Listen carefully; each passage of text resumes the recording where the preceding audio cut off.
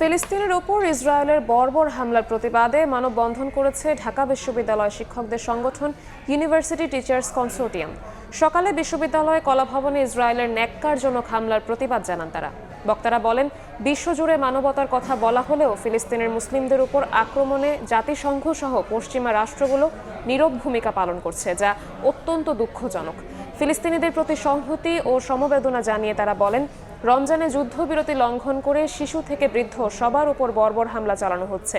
মানববন্ধনে ইসরায়েলি পণ্য বর্জনের আহ্বানও জানানো হয়।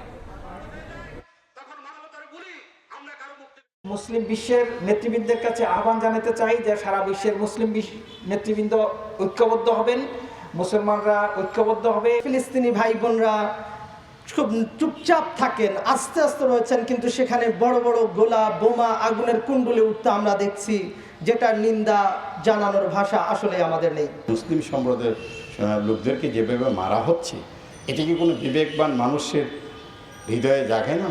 বিশ্বে আবার মানবতা ফিরে আসুক, বিশ্বের মধ্যে আবার মানবাধিকার প্রতিষ্ঠিত হোক এবং তার প্রথম পদক্ষেপ হবে ফিলিস্তিনে একটি শান্তিকামী পরিবেশ তৈরি করা।